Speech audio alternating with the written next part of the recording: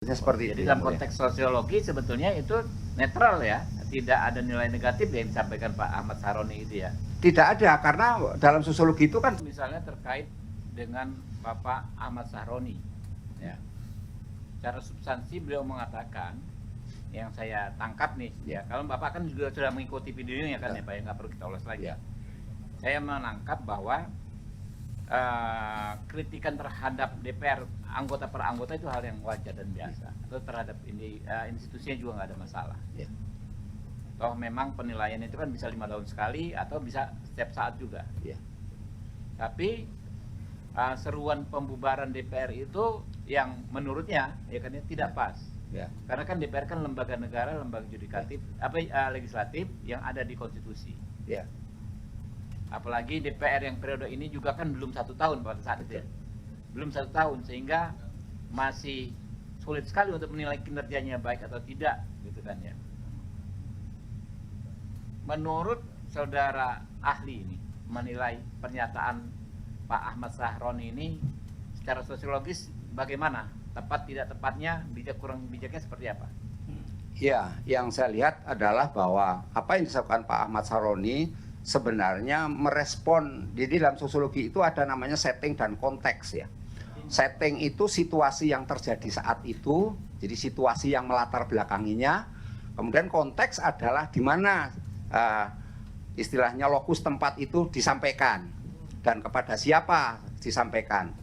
Nah, kalau saya lihat yang disampaikan Pak Ahmad Saroni itu tidak menyinggung satu apapun, karena walaupun di situ ada kata tolol yang diramaikan itu, yang diviralkan, itu menurut saya lebih kepada menyampaikan bahwa tidak mungkin DPR dibubarkan karena kita sistemnya bukan sistem parlementer, kita kan sistemnya non parlementer. Jadi kalau yang ada bisa bubar-bubar itu hanya parlementer.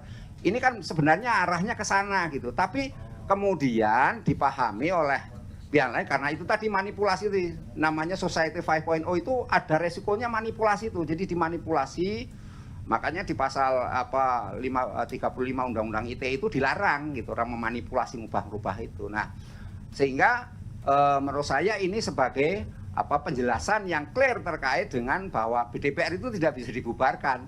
Karena apa? Karena memang kita sistemnya berbeda dengan negara-negara yang menganut non parlementer.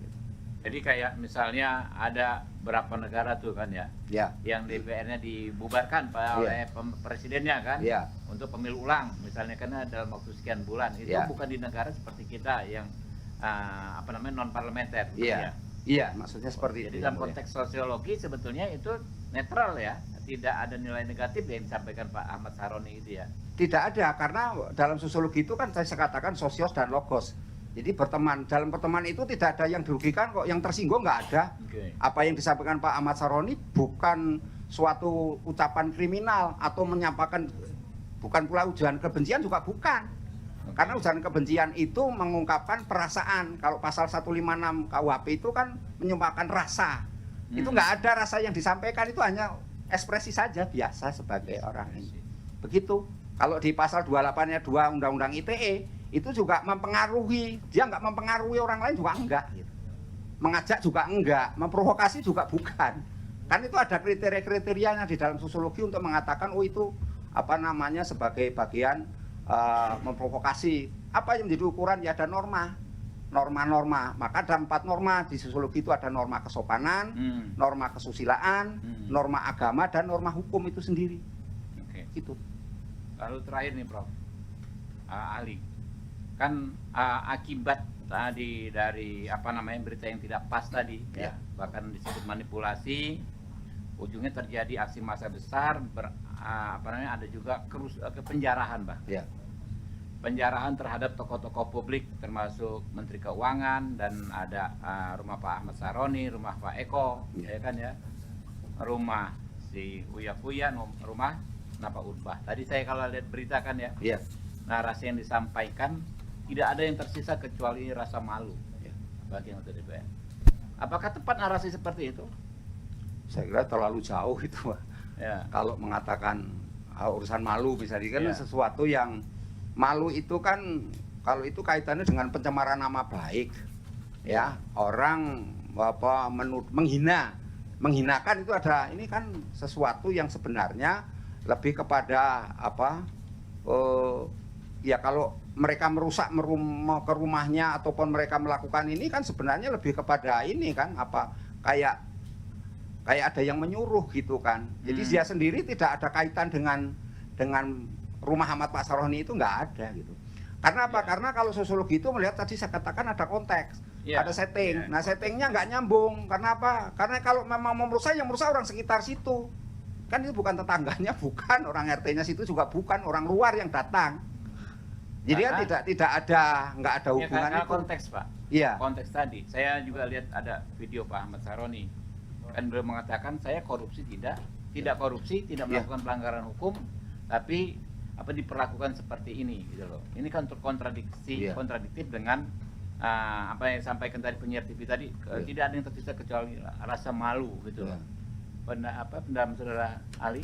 Iya, apa namanya? Ya itu kan kategori kemudian dia Pak Ahmad Saroni dipermalukan kan gitu, dipermalukan orang.